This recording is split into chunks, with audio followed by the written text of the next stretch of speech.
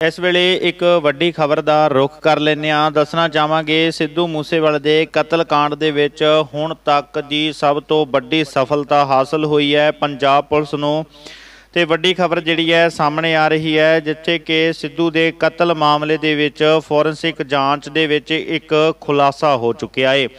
Shooter Jagroop रूपा ते मन्नू कुसा तो जिहड़े हथियार बरामद होए ने उन्हां दे नाल ही सिद्धू मूसेवाले ते फायर किए गए सी। उन्हां हथियारां दे नाल ही सिद्धू दी हत्या की गई है, ये गल साफ हो चुकी है। AK-47 ਅਤੇ 9 mm पिस्तौल दे नाल फायर किए गए सी। वो हथियार उस दिन 29 मई 2022 नूं पिंड जवाहरके दे विच मौजूद सी ते इन्हां शूटरां दे वल्लों उन्हां हथियारां दे राहीं फायरिंग जिहड़ी है सिद्धू दे उपर कीती गई सी। इस करके वो गल अज साबित हो चुकी है। इनकाउंटर जिथे इन्हां दोनां दा कीता गया सी जगरूप रूपा ते मनप्रीत मन्नू कुसा दा ते ये हथियार उन्हां दे कोलों उत्थों बरामद होए सी। ये हथियार बरामद होने तो बाद फोरेंसिक जांच के लिए भेज दिते गए सी जिथे कि पुलिस की कार्रवाई जिहड़ी है उदों सफल हुई जदों कि रिपोर्ट आई तो रिपोर्ट दे विच ये गल साबित हो जाती है कि इहो ही हथियार सिद्धू के कतल दे विच वरते गए ने। इन्हां हथियारां दे नाल ही सिद्धू मूसेवाले का कतल किया गया है।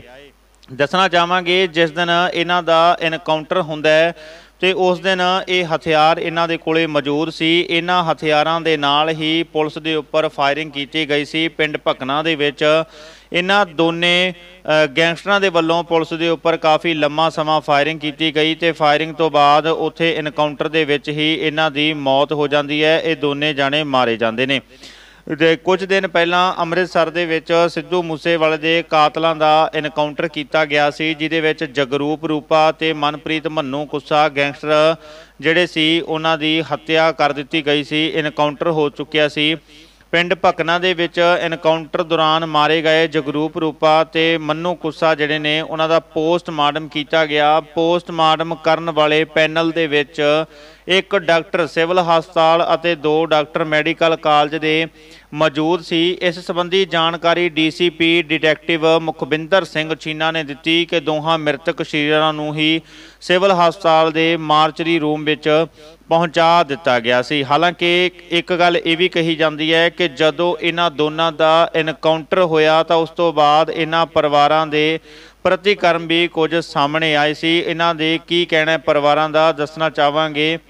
जगरूप रूपा दे परिवारक मैंबर अमृतसर के सिविल हस्पताल दे विच अंतिम संस्कार करने जगरूप रूपा की लाश लैन पहुंचे जी। हालांकि पहला उस वल्लों एक इनकार किया गया सी। अमृतसर के पिंड भकना विच पुलिस ने बीते कल मनप्रीत मन्नू अते कुसा अते जगरूप रूपा का इनकाउंटर कर दिता। 5 घंटे की मुठभेड़ तो बाद जगरूप सिंह रूपा की लाश AK-47 के नाल बरामद हो चुकी सी उस घर दे विचों जिथे कि सिद्धू दे कातल लुके हुए सी। इन्हां लोकां ने पुलिस दे उपर भी उत्थों ही लुक के फायरिंग शुरू की सी।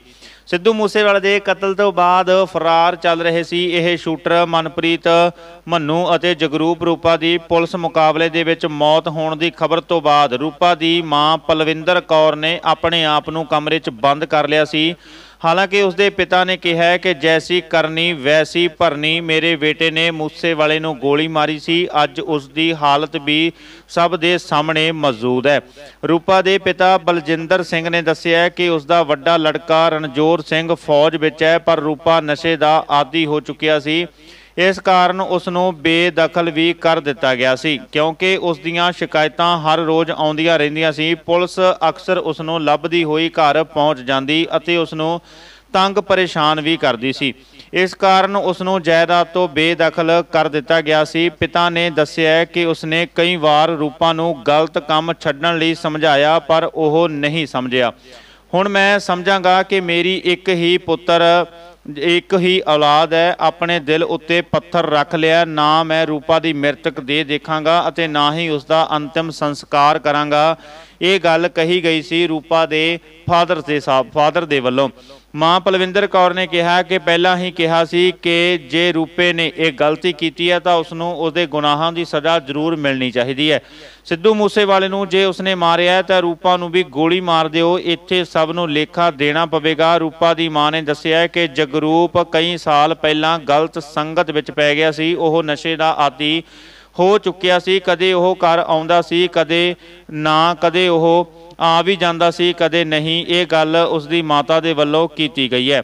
ਹਾਲਾਂਕਿ ਜਗਰੂਪ ਰੂਪਾ ਦੇ ਕਤਲ ਕੀਤੇ ਜਾਣ ਤੋਂ ਬਾਅਦ ਪਰਿਵਾਰ ਕਾਫੀ ਜ਼ਿਆਦਾ ਸਦਮੇ ਵਿੱਚ ਚਲਿਆ ਗਿਆ ਸੀ। ਜਿਵੇਂ ਹੀ ਸਿੱਧੂ ਦੇ ਕਤਲ ਕੇਸ ਦੇ ਵਿੱਚ ਉਸ ਦਾ ਨਾਮ ਆਉਂਦਾ ਹੈ ਤੇ ਪਰਿਵਾਰ ਵੀ ਬਹੁਤ ਜ਼ਿਆਦਾ ਜਿਵੇਂ ਕਿ ਸੋਚਣ ਤੇ ਮਜਬੂਰ ਹੋ ਗਿਆ ਸੀ। ਦੋਨੇ ਨੌਜਵਾਨਾਂ ਦਾ ਜਿਵੇਂ ਪੁਲਿਸ ਵੱਲੋਂ ਐਨਕਾਊਂਟਰ ਕੀਤਾ ਗਿਆ। ਸਿੱਧੂ ਮੂਸੇਵਾਲੇ ਦੇ ਕਤਲ ਕੇਸ ਦੇ ਵਿੱਚ ਸ਼ਾਮਲ 2 ਗੈਂਗਸਟਰਾਂ ਨੂੰ ਪੁਲਿਸ ਨੇ ਢੇਰ ਕਰ ਦਿੱਤਾ। ਦੱਸ ਦਈਏ ਕਿ ਅਟਾਰੀ ਦੇ ਪਿੰਡ ਭਕਨਾ ਵਿਖੇ ਗੈਂਗਸਟਰਾਂ ਦੇ ਪੁਲਿਸ ਵਿਚਾਲੇ ਮੁਕਾਬਲੇ ਦੌਰਾਨ ਗੈਂਗਸਟਰ ਜਗਰੂਪ ਰੂਪਾ ਤੇ ਮੰਨੂ ਕੁੱਸਾ ਦਾ ਪੁਲਿਸ ਨੇ ਐਨਕਾਊਂਟਰ ਕਰ ਦਿੱਤਾ ਗਿਆ ਸੀ। ਇਹ ਗੈਂਗਸਟਰ ਅਟਾਰੀ ਦੇ ਪਿੰਡ ਭਕਨਾ ਵਿਖੇ ਸੁਨਸਾਨ ਇਲਾਕੇ ਦੇ ਵਿੱਚ ਬਣੀ ਪੁਰਾਣੀ ਹਵੇਲੀ ਦੇ ਵਿੱਚ ਲੁਕੇ ਹੋਏ ਸੀ। ਕਰੀਬ 4 ਘੰਟੇ ਦੇ ਆਪਰੇਸ਼ਨ ਤੋਂ ਬਾਅਦ ਪੁਲਿਸ ਨੇ ਦੋਵਾਂ ਗੈਂਗਸਟਰਾਂ ਨੂੰ ਮਾਰ ਮੁਕਾਇਆ ਤੇ ਇਹਨਾਂ ਨੂੰ ਜਿਵੇਂ ਕਿ ਜੋ ਚੀਜ਼ਾਂ ਸੀ ਉਹਦੇ ਬਰਾਮਦੀ ਜਿਹੜੀ ਹੈ ਕਰ ਲਈ ਗਈ ਸੀ। ਬੀਤੀ ਰਾਤ ਦੋਵਾਂ ਗੈਂਗਸਟਰਾਂ ਦਾ ਅੰਮ੍ਰਿਤਸਰ ਦੇ ਸਰਕਾਰੀ ਹਸਪਤਾਲ ਵਿਖੇ ਪੋਸਟਮਾਰਟਮ ਕੀਤਾ ਗਿਆ। ਰਾਤ 1 ਵਜੇ ਦੇ ਕਰੀਬ ਗੈਂਗਸਟਰ ਜਗਰੂਪ ਰੂਪਾ ਦਾ ਪੋਸਟਮਾਰਟਮ ਖਤਮ ਹੋਣ ਤੋਂ ਬਾਅਦ ਉਸ ਦੇ ਪਰਿਵਾਰ ਮੈਂਬਰ ਕਿ ਜਿਹੜੇ ਸੀ ਉਹਨਾਂ ਨੂੰ ਲਾਸ਼ ਸੌਂਪੀ ਗਈ, ਜੋ ਕਿ ਲਾਸ਼ ਲੈ ਕੇ ਪਿੰਡ ਲਈ ਰਵਾਨਾ ਹੋ ਗਏ ਸੀ। ਦੇਰ ਰਾਤ ਜਦੋਂ ਪਰਿਵਾਰ ਲਾਸ਼ ਲੈ ਕੇ ਪਿੰਡ ਪਹੁੰਚਿਆ ਤਾਂ ਗੈਂਗਸਟਰ ਜਗਰੂਪ ਰੂਪਾ ਰਾਤ ਵੇਲੇ ਹੀ ਅੰਤਿਮ ਸੰਸਕਾਰ ਉਸ ਦਾ ਕਰ ਦਿੱਤਾ ਗਿਆ, ਜੋ ਕਿ ਪਰਿਵਾਰ ਨੇ ਪਹਿਲੋਂ ਹੀ ਸਾਰੀ ਤਿਆਰੀ ਕਰ ਲਈ ਸੀ ਤੇ ਮੂਸੇਵਾਲੇ ਦਾ ਬੇਰਹਿਮੀ ਨਾਲ ਕਤਲ ਇਹਨਾਂ ਦੇ ਵੱਲੋਂ ਕੀਤਾ ਗਿਆ ਸੀ।